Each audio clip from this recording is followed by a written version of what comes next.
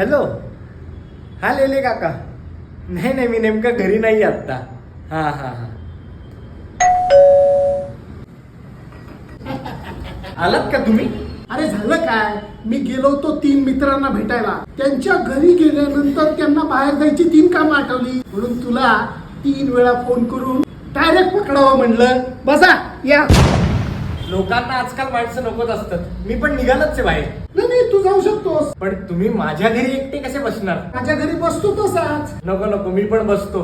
जर माझ्या घरच्या किमती वस्तूंनी तुम्हाला काही केलं तर? चहा मिळेल काय? आत्ताच घेतला मी.